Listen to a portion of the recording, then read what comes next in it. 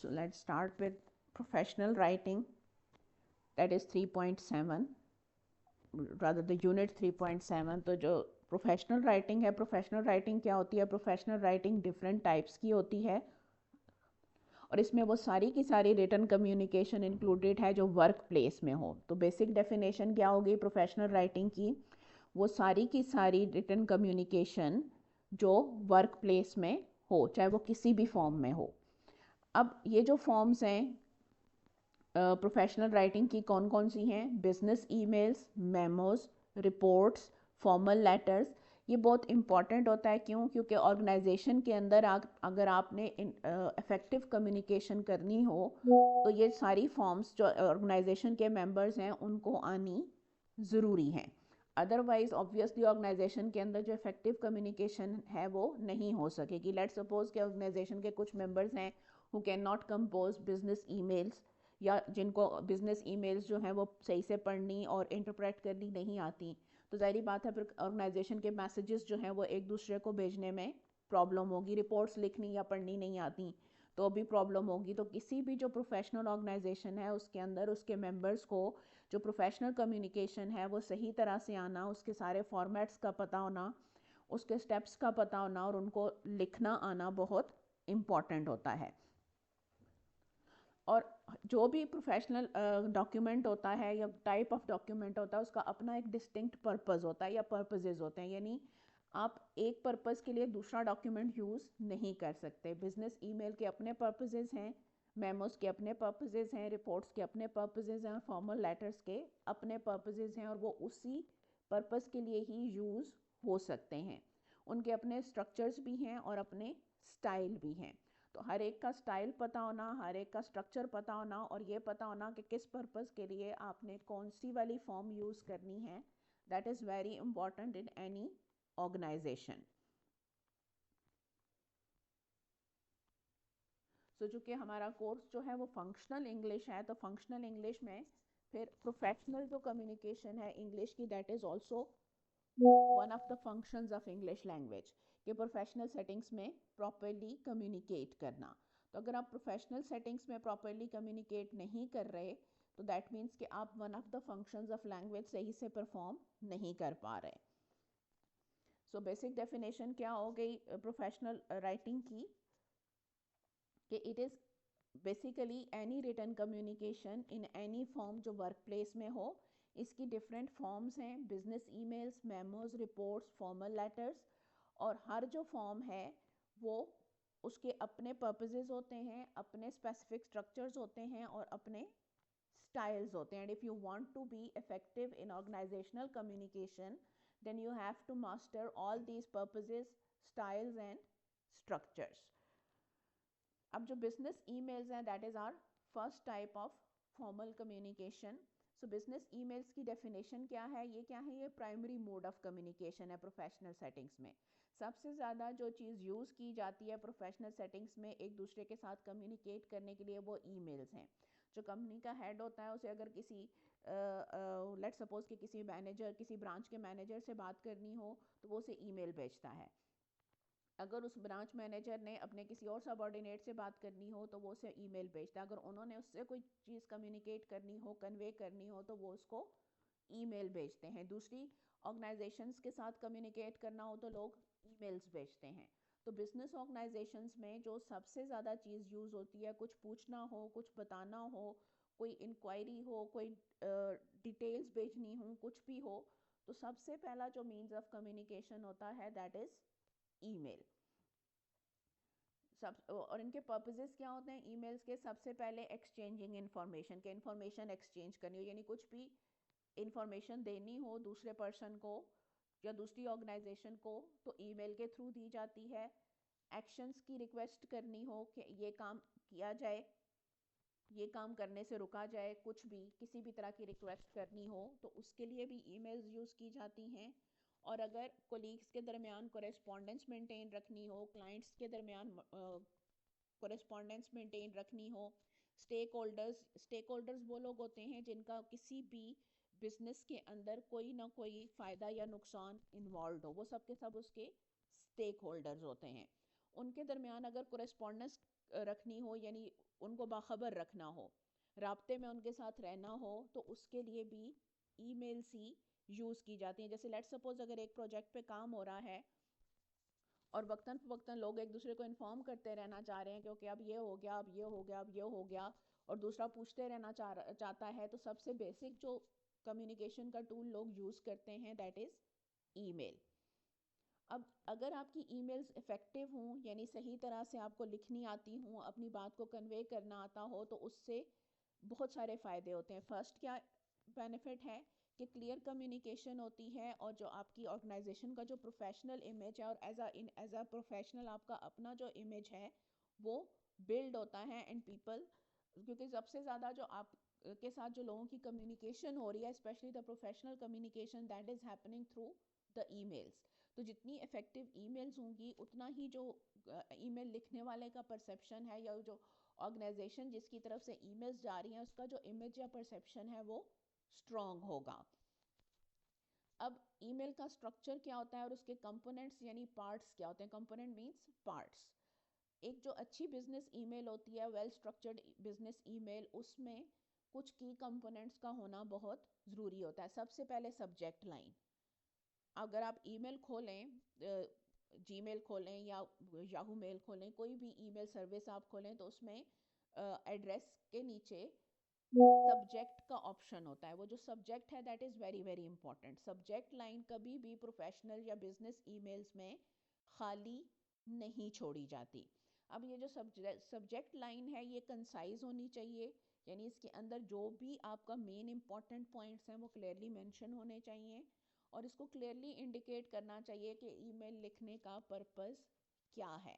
Subject line बहुत important होती है, क्योंकि जब लोग अपनी वो जो ईमेल की ऐप है जब उसको खोलते हैं तो सबसे पहले जो उनकी नज़र पड़ती है वो किस पे पड़ती है, सब्जेक्ट लाइंस के ऊपर। उनमें से जो सब्जेक्ट्स उन्हें इंपॉर्टेंट लगते हैं वो उन्हीं ईमेल्स को पहले खोलते हैं, जो उन्हें अनइम्पॉर्टेंट लगते हैं या लेस इंपॉर्टेंट लगते हैं वो उनको बाद में खोलते हैं, या अगर टाइम ना हो तो खोलते ही नहीं हैं।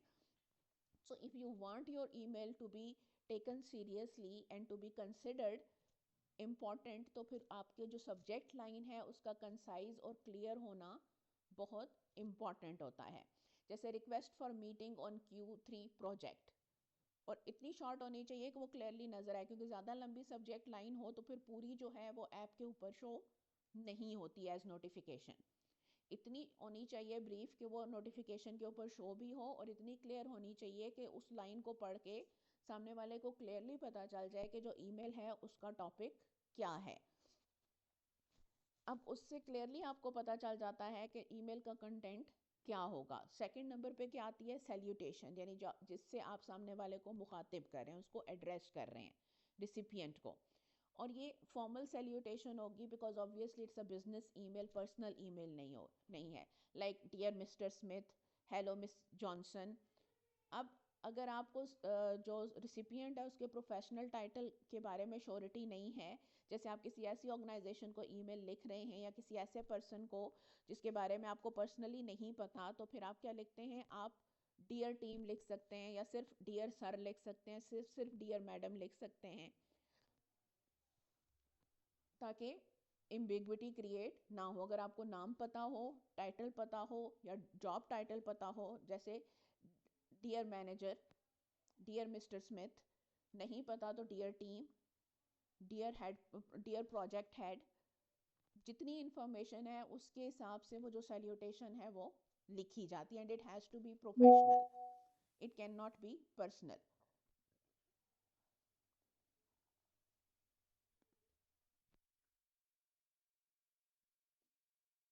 Then we have the body, यानी जो सैल्यूटेशन हो गई, सब्जेक्ट हो गया, सैल्यूटेशन आ गई, उसके बाद अब आपने आपकी मेन ईमेल आ गई, यानी जो आपने लिखनी है पूरी, that is known as the body of the email. वो जो बॉडी है ईमेल की वो ऑर्गेनाइज्ड होनी चाहिए क्लियर पैराग्राफ्स में। हर पैराग्राफ में एक पॉइंट डिस्कस होना चाहिए, और जो स्टार्ट जो है आपकी ईमेल का वो ब्रीफ इंट्रोडक्शन से होना चाहिए या कॉन्टेक्स्ट से होना चाहिए। लेट सपोज कि अगर वो पर्सन आपको नहीं जानता तो ऑब्वियसली पहले आप अपने आप को इंट्रोड्यूस कराएंगे। If they already know you तो फिर आप कॉन्टेक्स्ट बताएंगे कि आप किस रेफरेंस में ये ईमेल लिख रहे हैं, मतलब किस चीज़ के बारे में ईमेल लिख रहे हैं, मसला क्या है, पॉइंट क्या है, प्रॉब्लम क्या है। आप उस चीज़ के बारे में थोड़ी सी कॉन्टेक्स्ट बताएंगे। उसके बाद आप मेन कंटेंट पे आएंगे जिसके बारे में आपने वो ईमेल लिखी है। उसके बाद आप कंक्लूजन पे आएंगे, यानी कंक्लूड करेंगे अपने पॉइंट को उसके साथ जो आप उनसे करवाना चाह रहे हैं। यानी अगर कोई रिक्वायर्ड एक्शंस हैं, कोई फॉलो अप इंफॉर्मेशन आपको चाहिए, तो आप वो मेंशन करेंगे कि ये एक्शंस लें या ये इंफॉर्मेशन मुझे प्रोवाइड करें। और जहाँ इंफॉर्मेशन में जिस जिस जगह पॉसिबल हो बुलेट पॉइंट्स यूज़ करें, नंबर्ड लिस्ट यूज़ करें ताकि रीडेबिलिटी एनहेंस हो। लिस्टिंग होती है जो आइटम्स की या स्टेप्स की, वो चीज़ों को या कंटेंट को इजी टू रीड बना देती है, इजी टू अंडरस्टैंड बना देती है। और प्रोफेशनल लाइफ में लोगों के पास इतना टाइम नहीं होता कि वो पैराग्राफ्स के अंदर जो है वो इम्पॉर्टेंट इन्फॉर्मेशन को ढूंढते फिरें। तो जब आप बुलेट पॉइंट्स की फॉर्म में इंपॉर्टेंट इन्फॉर्मेशन को मेंशन कर देते हैं तो it saves time, that gives it a more professional look as well. So जो इम्पॉर्टेंट इन्फॉर्मेशन है उसको बुलेट पॉइंट्स या नंबर लिस्ट की फॉर्म में मेंशन करें।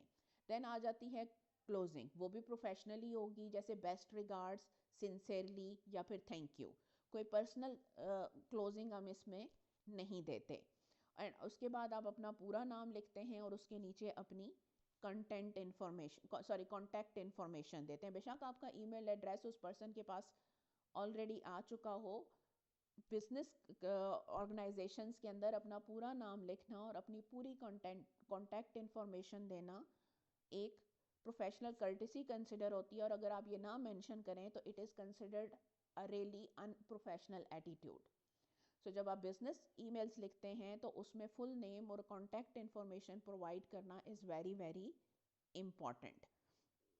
सो ये क्या है उसका स्ट्रक्चर और कंपोनेंट्स, और ये आपने याद करने हैं क्योंकि समटाइम्स आपको स्ट्रक्चर और कंपोनेंट्स पे क्वेश्चन आ जाता है। समटाइम्स आपको टॉपिक मिलता है जिस पे आपने ईमेल लिखनी होती है, और समटाइम्स आपको क्वेश्चन आ जाता है कि what is business email, describes its structure and components, और discuss the structure of business email in detail. What is business email, how is it important in business communication, इस तरह का कोई भी क्वेश्चन आ सकता है। तो उसमें आपने यही चीज़ें फिर डिटेल में डिस्क्राइब करनी है। सो आई होप यहाँ तक ये सारा क्लियर है।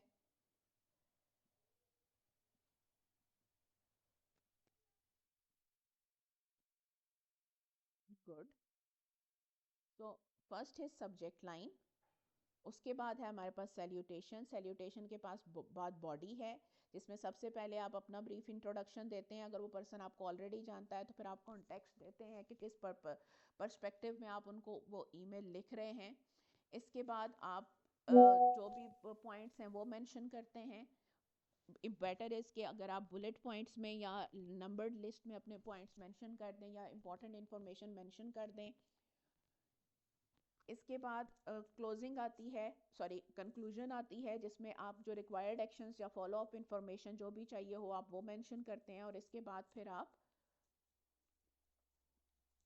क्लोजिंग पे आ जाते हैं जो हमेशा प्रोफेशनल होती है, बेस्ट रिगार्ड, सिंसेरली या फिर थैंक यू लिखा जाता है। और उसके बाद आप अपना फुल नेम और कॉन्टैक्ट इन्फॉर्मेशन देते हैं। अब बेस्ट प्रैक्टिसेस कौन सी हैं ईमेल्स की, ये बेस्ट प्रैक्टिसेस हैं, कंपल्सरी नहीं है बट ये बेस्ट प्रैक्टिसेस हैं।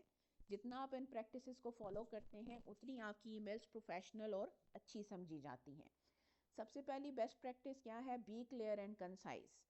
लेंथी पैराग्राफ्स नहीं होने चाहिए, अननेसेसरी जार्गन। जार्गन होता है किसी भी प्रोफेशन की से रिलेटेड वो लैंग्वेज जो सिर्फ उस प्रोफेशन के लोगों को आती है, बाकी नॉर्मल आम लोग उसको यूज़ नहीं करते। जहाँ ज़रूरत ना हो वहाँ प्रोफेशन स्पेसिफिक लैंग्वेज यूज़ करने से गुरेज करें, क्योंकि हो सकता है कि जो सामने पढ़ने वाला पर्सन है वो उस लैंग्वेज या वर्ड से फेमिलियर ना हो। और अगर यूज़ करनी ही हो तो बेहतर यही होता है कि हम ब्रैकेट में उसकी डेफिनेशन भी या उसका जो एवरीडे यूज़ वाला वर्ड है वो भी प्रोवाइड कर दें ताकि सामने वाले के लिए क्लियर हो जाए, उसको कन्फ्यूजन ना हो। बिजनेस कम्युनिकेशन में लैंग्वेज जितनी सिंपल जितनी इजी हो उतना ही उसको अच्छा कंसिडर किया जाता है। सो सबसे पहला क्या है, क्लियर एंड कंसाइज होना। जो आपका मेन पॉइंट है उस पर क्विकली आएँ और क्लियरली आएँ, क्योंकि बिजनेस जो जो प्रोफेशनल सेटिंग्स होती हैं लोगों के पास इतना टाइम नहीं होता कि इधर उधर की डिटेल्स को पढ़ते रहें। फिर प्रूफ रीड ज़रूर करें। हमेशा लिखने के बाद स्पेलिंग चेक करें, ग्रामर चेक करें, पंक्चुएशन एरर्स चेक करें, क्योंकि इस तरह के एरर्स जो हैं वो प्रोफेशनलिज्म और अटेंशन टू डिटेल के लैक को शो करते हैं कि आपने बेध्यानी से लिखा है, आपने सामने वाले को शायद उस तरह की वैल्यू नहीं दी, उसको उस तरह की रिस्पेक्ट नहीं दी कि आप ध्यान से तवज्जो से लिख के उसको भेज दें, बहुत बैड इंप्रेशन पड़ता है। तो प्रोफेशनल या बिजनेस ईमेल्स में स्पेलिंग, ग्रामर और पंक्चुएशन के एरर्स जिस हद तक हो सके अवॉइड किए जाने चाहिए। फिर प्रोफेशनल टोन हमेशा मेंटेन रहनी चाहिए, पोलाइट हो, रिस्पेक्टफुल हो, चाहे चैलेंजिंग सिचुएशंस ही क्यों ना हो। यानी अगर आपने किसी से जो है, किसी को ये भी बताना हो कि हम आपका प्रोजेक्ट या प्रपोजल एक्सेप्ट नहीं कर सकते, किसी को ये भी बताना हो कि उन्होंने आपको जो है मनी जो है वो रिफंड करनी है, किसी को ये भी बताना हो कि उन्होंने ब्रीच ऑफ कॉन्ट्रैक्ट किया है, कुछ भी जितनी भी मुश्किल सिचुएशन क्यों ना हो, the language should be polite, the language should be respectful.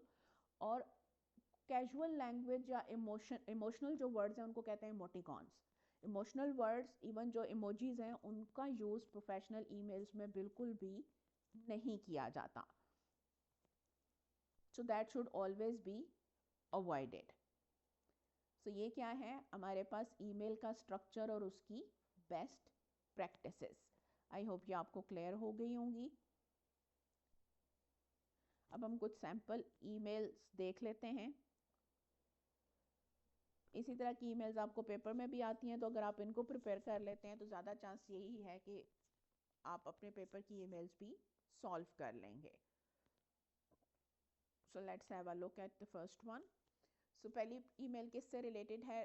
पहले सबसे ऊपर उसका सब्जेक्ट है, ये सब्जेक्ट लाइन है हमारी। Subject request for product information, यानी हमें किसी प्रोडक्ट की इंफॉर्मेशन चाहिए। फ्रॉम, वो उसका ईमेल एड्रेस आ गया उस पर्सन का। टू, यानी जिसको आपने भेजा है उसका ईमेल एड्रेस है। डेट उस पर खुद ब खुद आ जाएगी ईमेल के ऊपर। Subject request for product information. Sir, I hope this email finds you well, I am interested in learning more about your product range, could you kindly send me a detailed catalogue with prices. अब चूंकि ये question है तो and पे question mark. Additionally comma, I would like to know if you have any current promotions or discounts available. Full stop. If you need further details from my side, please feel free to let me know. ये आपकी क्या हो गई? Conclusion हो गई। Thank you for your time and I look forward to your response. यह है आपकी क्लोजिंग। बेस्ट रिगार्ड्स, और उसके नीचे आप अपना नाम यानी name, your job title, your company name and your contact number. ये वो इंफॉर्मेशन है जो आप इसी तरतीब से प्रोवाइड करेंगे। Name, job title, company name, contact number. अब ज़ाहिर है जब आप पेपर में लिखेंगे तो आपकी कोई कंपनी, जॉब टाइटल या कॉन्टैक्ट वो तो है नहीं, आप खुद से बनाएंगे, क्रिएट करेंगे। तो जिस तरह का आपको पेपर में क्वेश्चन आएगा उसी हिसाब से ये तीनों चीज़ें आपने क्रिएट करनी हैं। कोई भी कंपनी का नाम रख लें। जॉब टाइटल, जैसे अब अगर जाहिर बात है अगर आप प्रोडक्ट इन्फॉर्मेशन ले रहे हैं तो you could be a sales manager और अ परचेज मैनेजर, तो आप वो नाम रख लें। प्रोक्योरमेंट मैनेजर हो सकते हैं। कंपनी का नाम कुछ भी लिख दें, ए बी सी,